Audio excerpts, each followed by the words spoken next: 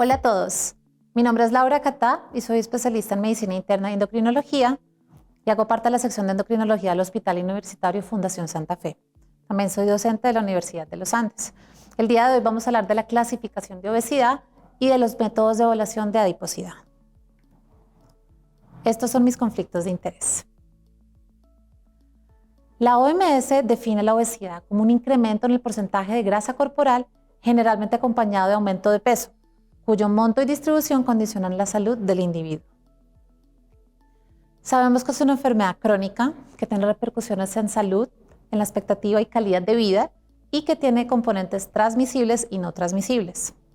La clasificación inicial de la obesidad se hace por medio del índice de masa corporal, utilizando la fórmula de peso en kilogramos sobre talla en metro al cuadrado.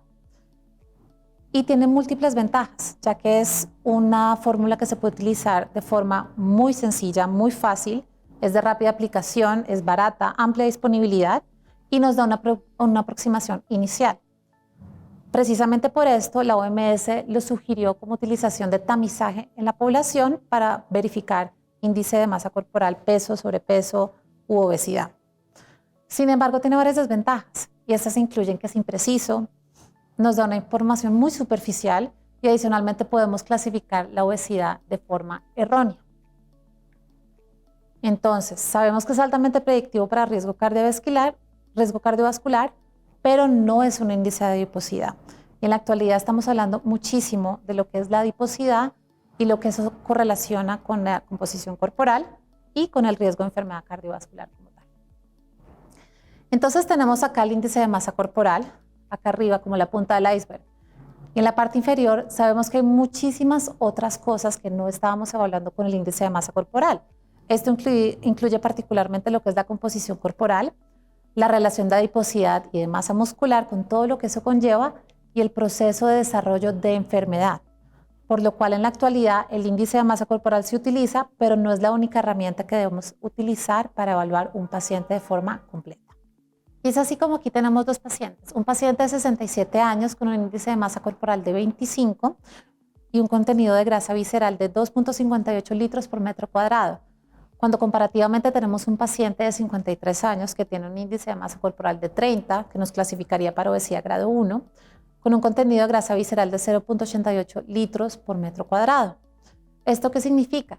Que el índice de masa corporal nos da una información muy superficial y hay veces incompleta de lo que sería la salud del paciente, y en este caso el paciente con obesidad tendría una composición corporal mucho mejor que el otro paciente que tendría un índice de 25 pero un contenido de grasa visceral bastante aumentado. Y es así como vamos a hablar entonces de lo que es la adiposopatía. Y aquí tenemos los tres principales determinantes de la adiposopatía. La primera, que es la composición del tejido graso. Esto tiene que ver con la relación que tenemos entre el tejido blanco, adipocitos blancos y pardos, la relación que estos tienen con la masa muscular y cuál es la capacidad de crecimiento fisiológico que tienen estos. Por otro lado, tenemos la funcionalidad y la expansión. Esto tiene que ver con la relación de hiperplasia e hipertrofia. Si tengo exceso de energía, que se va a dar como exceso de grasa, ¿esa grasa a dónde va? ¿Qué pasa con ese tejido adiposo? ¿Va a haber inflamación? Que es uno de los ítems más importantes. ¿Cuál es la capacidad de expansión de ese tejido? ¿Qué tanto exceso energético se puede acumular? Y según eso, ¿cuál es la capacidad de adaptación? Finalmente, cuando esta capacidad de expansión ya está absolutamente completa, vamos a tener ectopia y la pregunta es ¿a dónde va a ir ese tejido adiposo? ¿Dónde está esa localización? Y esta distribución tiene mucho que ver con el desarrollo de patologías cardiovasculares que se presentan en la obesidad. Entonces, la localización habla de la distribución patológica del tejido y la ectopia asociada. Entonces, para estimar la adiposopatía en la consulta, si no tenemos ninguna forma de hacerlo con alguna imagen, podemos utilizar dos calculadoras que son de uso en diferentes aplicaciones por el celular o por internet. Está el Cumbae, que es de la Clínica Universidad Navarra Body Adiposity Estimator, que es una ecuación que se utiliza desde el año 2011 y que tiene los parámetros de género, edad, estatura, peso e índice de masa corporal. Por otro lado, tenemos el porcentaje de grasa corporal del US Navy, que también es un algoritmo que se utiliza una fórmula donde yo voy a utilizar diferentes parámetros con género, edad, la medición del cuello, la medición del abdomen y en las mujeres la medición de la cadera. Con esto vamos a tener una aproximación inicial de la adiposidad del paciente en la consulta. Ahora, si tengo disponibilidad de imágenes, tenemos entonces la primera opción, que es la composición corporal por densitometría. Entonces, esta es una técnica muy común de uso generalizado que nos da una medición del tejido graso, del tejido óseo y no graso en diferentes compartimientos. Adicionalmente nos da índices y nos da la medición aproximada del tejido visceral. Tenemos diferentes puntos de cortes, tenemos el dato de NANES de 2009 para género, raza y edad. Sin embargo, tenemos un par de limitaciones, lo que incluye, por ejemplo, que tenemos unas bajas dosis de radiación, necesitamos una persona experta en el tema, no solo para tomar la imagen, sino también para hacer los análisis correspondientes. Y no es tan de fácil disponibilidad. Tenemos la bioimpedenciometría, que es un método de práctica clínica e investigativa para evaluar la composición con o sin multifrecuencia. Hay varias formas de hacerlo, varios equipos. Se basa en la medición de agua total con estimación de los tejidos libres de grasa y hace mediciones por segmentos. Entonces tenemos algunos datos adicionales, el índice resistivo, el ángulo de fase. Sin embargo, necesitamos pues primero tener el equipo calibrado, asume hidratación fija del paciente y esto hace que en diferentes escenarios podamos tener un reporte inadecuado y no se puede extrapolar a todas las poblaciones. Entonces es difícil hacer un análisis generalizado con los datos.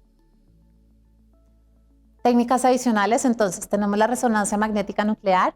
Es una técnica no invasiva, sin irradiación, evalúa el contenido graso, tejido adiposo, índices, masa muscular en extremidades y tronco.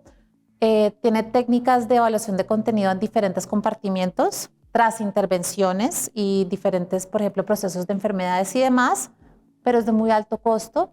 Necesita un procesamiento posterior, o sea, necesita alguien con experticia que lo pueda realizar y lo pueda analizar, entonces tampoco es tan disponible para la población en general. Y la resonancia magnética cuantitativa es una técnica un poco más reciente, tiene algunas validaciones para adultos, en niños, en recién nacidos, nos da información de masa grasa, masa muscular, etc. Sin embargo, también es de más difícil acceso, ¿listo? Entonces no es el tipo de examen que uno pueda hacer de forma regular y que pueda sugerir para la población en general. ¿En qué es importante? En detectar cambios leves y agudos, y para poder hacer comparativos en el tiempo. Pero sí es algo que se debe hacer de forma rutinaria en alguna institución de tercer o cuarto nivel, en algún equipo específico. Ahora, tenemos la pletismografía por desplazamiento de aire, donde tenemos una medición del volumen corporal por desplazamiento. Es una técnica no invasiva, es rápida, se puede utilizar en niños y en adultos, a excepción de 6 meses a 5 años, donde no hay mucha estandarización, pero pues tiene par de limitaciones también, donde también tenemos que tener hidratación constante, que ya sabemos que es un factor, digamos que variable y clínicamente no tan fácil de controlar, y tenemos que tener un sitio donde se pueda analizar de forma adecuada. Finalmente tenemos el PET con resonancia o el PET-CT, donde tenemos una detección del tejido adiposo pardo, que está tomando un poquito más de fuerza en la actualidad. Nos da un estudio de correlación inversa entre el BAT y el índice de masa corporal. Pero ¿cómo los limitamos? Que tiene radiación, es de alto costo y no es de fácil disponibilidad. No hay tantos datos para poder hacer proyecciones en poblaciones grandes.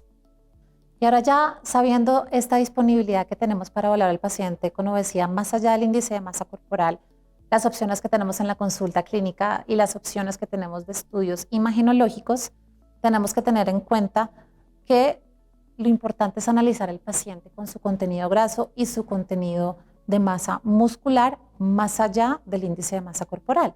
Y es aquí como tenemos diferentes pacientes con índice de masa corporal que va aumentando.